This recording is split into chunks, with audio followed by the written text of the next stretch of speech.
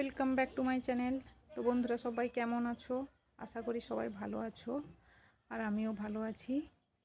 তো কিছুদিন আগে আমি আপনাদের বলেছিলাম যে আমার ভাগ্নিকে আইবুড়ো ভাত খাওয়াবো।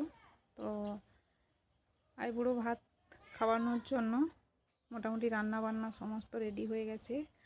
আর আমার বাড়িতে চলে এসেছে ভাগ্নি, ননদ, নন্দাই। তো ওরা এসছে, অনেকটা দেরি হয়ে গেছে। তো আমার ভাসুরের বাড়িতে ওরা জল খাবারটা খেয়েছে, আর আমি ভাত খাবারটা দেব। তো আসতেও তো অনেকটাই দেরি হয়ে গেছে। ওরা এসে সবে জল খাবার খেয়েছে, তার 1 ঘন্টা পর আবার ভাতের ডাক পড়েছে। তো যাই হোক, বেলা অনেকটা হয়ে গেছে, আর আমার ভিডিওটাও দিতে দেরি হয়ে গেল। তো আমার ভাগ্নির জন্য এই শাড়িটা কিনে এনেছি, শাড়ি সায়া ব্লাউজ। তো শাড়িটা কেমন হয়েছে আপনারা দেখে জানাবেন। আর আমি এখন ভাগ্নিকে আশীর্বাদটা করে দিচ্ছি। তো শাড়িটা ও হোয়াটসঅ্যাপে কল করে ওকে আমি শাড়িটা কিনেছি। তো ওর এটাই পছন্দ হয়েছে, আমারও এটা পছন্দ।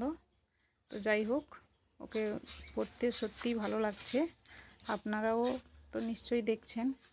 তো ওর বিয়ে 17ই নভেম্বর, তো একদমই এগিয়ে এসছে। তো বিয়ের কথা ভাবলেই আমার চোখে জল আসে। ওর কতটা কষ্ট হচ্ছে আমি বলতে পারবো না, আমার কিন্তু খুব কষ্ট হচ্ছিল, কিন্তু আমি ওদের সামনে সেরকম দুঃখ প্রকাশ করিনি। তো যাই হোক, যতই কষ্ট হোক যাই হোক, মেয়ে মানে বিদায় তো দিতেই হবে। আর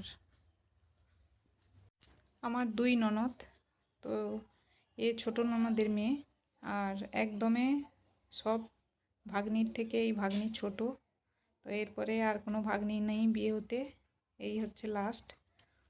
তো ওরা বাড়ি থেকে আসার আগেই আমাকে ফোন করে জানিয়ে দিয়েছে যে আমরা যাব, খাবো, আবার বাড়ি চলে আসবো, কারণ বাড়িতে অনেক কাজ। আর সত্যিই তাই। তো এরকম একটা অনুষ্ঠানে বাড়িতে তো কাজ অবশ্যই থাকবে। তো আমরাও ওদেরকে আটকাতে চাই না। আর ওরা এসে নেমন্তন্ন দিয়ে গেছে।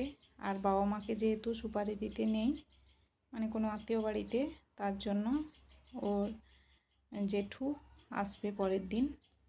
তো দিদি জামাইবাবু বলে দিয়েছে।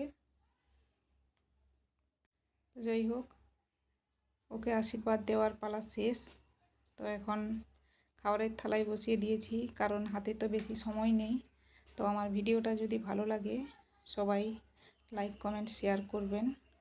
তো আজকের মতো এই পর্যন্ত, আবার দেখা হচ্ছে নেক্সট ভিডিওতে। ততক্ষণ সবাই ভালো থাকো।